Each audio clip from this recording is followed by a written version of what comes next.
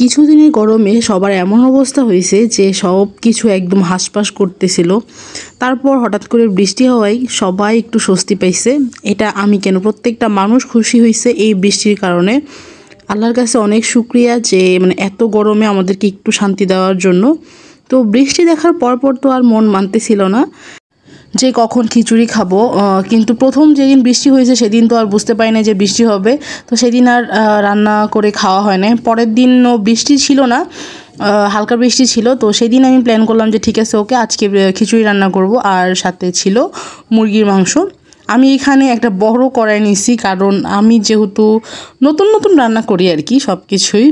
তো যাই হোক, আলহামদুলিল্লাহ সবাই বলে যে মোটামুটি ভালো হয়। তো এই যে এখানে আমি ডাল নিতেছিলাম, মুগ ডাল নিছি, তার সাথে মুসুর ডাল হবে, আর আমি পোলাও চাল দিলাম এখানে। তো এখন সবগুলো একসাথে মিশাই নিব। আমি আসলে আমার কাছে কেন জানি না সব কিছুই কম মনে হচ্ছিল, কিন্তু রান্না করার পর দেখলাম যে না, সব কিছু একদম পারফেক্টই আছে। তো আমি এখানে মিলাইয়া দেখতেছিলাম যে চাল ডাল সব কিছু ঠিক আছে কিনা।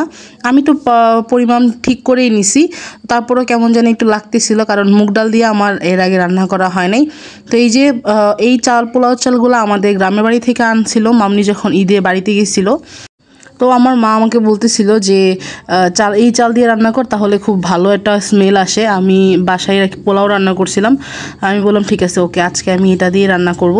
তো এই যে এখানে আমি চাল ডাল সব কিছু একসাথে ধুয়ে রেডি করে রাখতেছিলাম। আর এদিকে মুরগিতে দেওয়ার জন্য অল্প কিছু আলু আমি একদম আস্ত করে রাখছি, ওগুলোকে একদম লাল লাল করে ভেজে নিচ্ছিলাম। আর এখানে মুরগিটা বসানোর জন্য পেঁয়াজ লাল করে ভাজতেছিলাম। আর আমি একসাথে দুইটা রান্না করতেছি না, কারণ আমি জানি না এখনও যে দুইটা একসাথে কন্টিনিউ করতে পারবো কি না। তো সেই জন্য আগে প্রথমে মুরগিটা রান্না করব, দেন তারপরে আমি খিচুড়িটা রান্না করব, কারণ খিচুড়ি হইতে আমার কাছে মনে হয় বেশিক্ষণ লাগে না। তো আমি এখানে ব্রয়লার মুরগি নিয়েছি, প্রায় এখানে 1.5 কেজির মতো ব্রয়লার মুরগি আছে। মুরগিটাকে আমি আগেই কেটে ধুয়ে রাখছিলাম। তো এখানে আমি এখন মুরগিটাকে কষাবো খুব ভালো করে।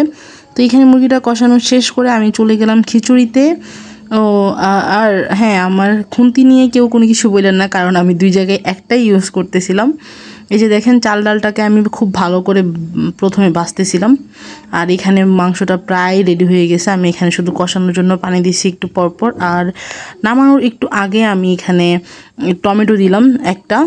আর এখানে খিচুড়িটা দেখেন, আমি জানি না ক্যামেরাতে কালারটা কেমন আসতেছে, ক্যামেরাতে একটু হালকা কালার আসতেছে, বাট খিচুড়িটা সামনাসামনি আসলে খুবই জোস ছিল। আর এই যে দেখেন, একদম টকবক টকবক করতেছে একদম। আমি লাস্ট পর্যায়ে একটু গরম মশলা দিয়েছিলাম, যার কারণে কালারটা এমন হয়েছে। আর আমি তরকারিতে বেশিরভাগ সময় কম দেওয়ার জন্য, তেল কম ব্যবহার করার জন্য আমি বিখ্যাত আর কি।